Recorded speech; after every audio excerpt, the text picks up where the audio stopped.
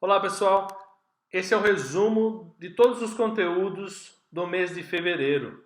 Tudo que eu coloquei no canal do YouTube, pela votação do grupo do Telegram, para que você possa ter um resumo do que foi discutido, o que foi abordado. E se você quiser aprofundar, você vai na aula específica que são mencionadas aqui nesse resumo. Bom, a primeira aula que a gente teve foi sobre cultura organizacional, os 5 pilares da cultura organizacional. E o conteúdo ele visa responder quais são os sinais que fortalecem e aqueles que enfraquecem a cultura organizacional. E como manter a cultura organizacional dentro da empresa. Dentro desse contexto, a gente falou sobre os 5 pilares. Planejamento. Primeiro pilar fundamental. Planejar de forma alinhada. Deixar todo mundo alinhado com o seu planejamento. Se você não tiver esse processo alinhado, as pessoas não sabem para que rumo seguir, o que fazer e por que fazer. Gestão eficiente é para fazer com que as pessoas realmente estejam engajadas, motivadas e conectadas com a estratégia da empresa. E a gestão eficiente, ela faz tanto o alinhamento da estratégia para as pessoas e das pessoas voltando para a estratégia. Então, como esse processo se torna cíclico e importante para o processo de gestão. Uma gestão eficiente, onde eu tenho alinhamento, autonomia e responsabilidades definidas para todo mundo dentro do processo. Se tiver uma pessoa sem uma responsabilidade definida, tem algum problema na sua gestão. Depois a gente falou sobre pessoas qualificadas. A gente tem um ciclo de acordo entre empresa e colaborador que ele é limitado. Então, como ter as pessoas qualificadas no período que você realmente precisa delas? Quanto mais pessoas qualificadas, melhor. Tecnologia, usar a tecnologia de forma apropriada. Não é usar a tecnologia para ter um status ou ser mais ou menos parecidas com outras empresas. Tecnologia realmente quer fazer diferença para você. Dentro da tecnologia é importante que as pessoas conheçam, utilizem e consigam extrair os resultados que a empresa precisa daquela tecnologia. E, sem dúvida nenhuma, as finanças controladas. Se eu não tiver finanças controladas, eu não consigo ter fluxo de caixa, não consigo sobreviver no mercado. Então, finanças controladas é o que as pessoas precisam saber para assegurar que as suas decisões, seus projetos são equilibrados e são viáveis de serem executados. E a gente falou um pouco de como colocar isso em prática. Primeiro, a transparência para gerar confiança. A confiança é a base que sustenta todo um processo de gestão. Então, transparência para que as pessoas identifiquem na cultura, tenham confiança nessa cultura e possam realmente produzir mais e melhor. Envolvimento para alinhar percepções e pontos de vista. Quanto mais eu envolvo as pessoas, mais eu consigo trazer percepções, pontos de vista diferentes para poder colocar em prática e ajustar a minha estratégia, fazer os alinhamentos adequados, fazer um processo de comunicação mais assertivo e acordos que gerem benefício para ambas as partes. Esse foi o conteúdo da primeira semana do mês de fevereiro, conteúdo número 33, que trouxe sobre cultura organizacional, os 5 pilares importantes dessa cultura. Como fazer e lidar com esses pilares para assegurar que todo mundo entenda, esteja alinhado e respire a cultura da organização. E o conteúdo 34 vai falar sobre empresas mais ágil e menos burocrática, que visava responder essas duas perguntas. Qual o custo e benefício na relação burocracia e agilidade? E como estruturar a empresa para fomentar a agilidade? Nesse contexto, a gente falou da dicotomia, burocracia e agilidade. Tudo que a burocracia gera, ela amarra o processo. Mas ela tem algumas questões importantes para você ver. Tudo que é linkado com regulação ambiental, regulação trabalhista, legislação, eu tenho uma burocracia que me ajuda a olhar para isso e evitar que isso aconteça e acabe prejudicando a imagem da minha empresa. E agilidade, processo ágil. Eu faço, executo de maneira muito rápida, tomo uma ação muito rápida nesse processo. Os dois têm custo e benefício. Se eu deixar as pessoas muito Só na agilidade, sem ter um norte, sem ter um alinhamento, esse é um risco para a empresa. Da mesma forma que a burocracia, ela é um benefício em empresas ágeis, em alguns aspectos pequenos que realmente fazem a diferença ou são reguladores para a permanência e existência da empresa, a agilidade também, muito solta, ela pode ser um problema. Então, por isso que o alinhamento faz toda a diferença para essa agilidade estar realmente conectada com o que a empresa precisa. A gente falou que ser ágil é uma atitude. Então, ter atitude para realmente fazer o processo acontecer, dar autonomia, responsabilidade para as pessoas, dentro das suas premissas, do alinhamento com a estratégia da empresa, delegar as coisas para as pessoas. Delegar e delegar a responsabilidade. Muitas empresas no passado delegavam só a atividade e ficavam cobrando. Então, não delegava a responsabilidade. Então, é importante que delegue a responsabilidade. E confiar nas pessoas e ser confiável. Independente das pessoas, se elas estão novas na empresa, se elas têm muita experiência, pouca experiência, não importa. Confiar e ser confiável. Preparar as pessoas para que essa cultura, esse ambiente que a gente falou no módulo 33, seja cada vez mais forte. Então, empresas mais ágeis e menos burocrática é uma questão de atitude. Delegar, confiar e ser confiável. E como a gente coloca isso em prática? Primeiro, dou responsabilidade para todo colaborador. Todo mundo tem uma responsabilidade. Se uma pessoa não tiver, a gente falou, é alguma coisa errada no seu processo de gestão. Autonomia para solucionar os problemas e ajustar rota. Então, eu tenho autonomia para lidar. Não é aquele processo, uma reclamação de cliente entra na minha área, eu tenho que esperar 3, 4 níveis hierárquicos acima aprovar para poder tomar ação. Então eu tenho uma autonomia dentro de um resultado, dentro de um contexto importante para fazer isso acontecer. Suporte e apoio para que os colaboradores cumpram com suas responsabilidades. Todo suporte e apoio. Então, quer uma empresa ágil?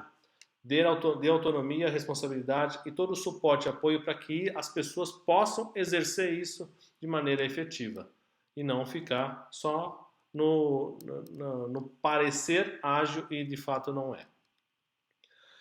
A gente falou, no conteúdo 35, falamos de feedback, uma coisa muito interessante. Muitas pessoas não gostam de dar ou receber feedback.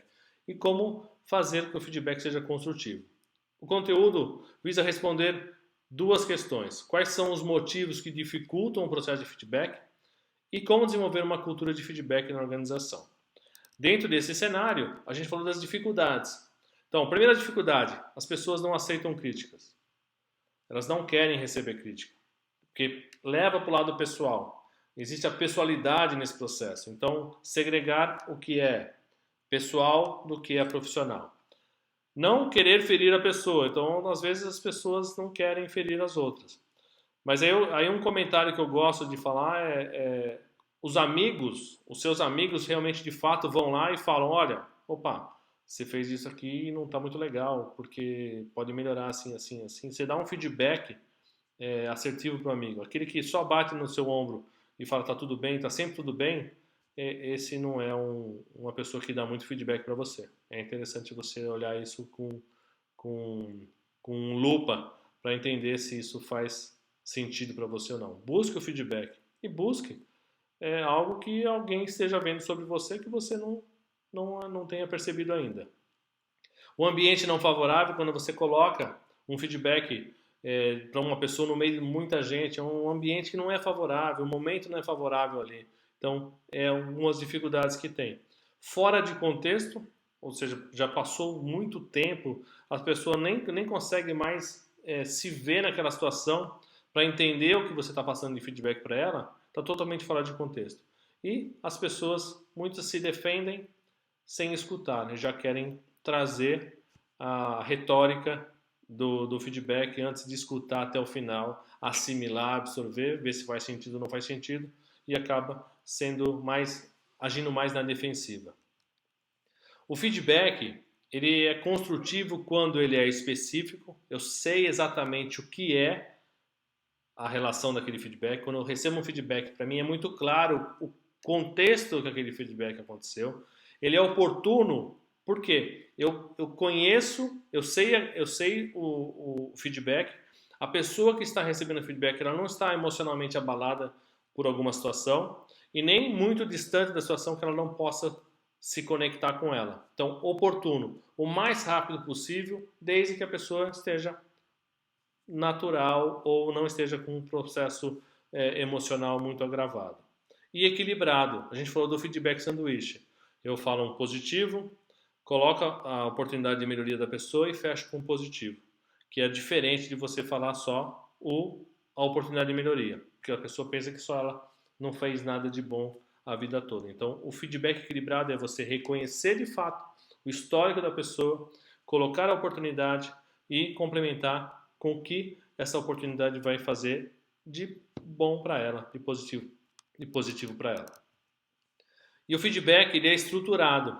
Eu tenho o fato em si, o que aconteceu, onde a pessoa consegue se localizar.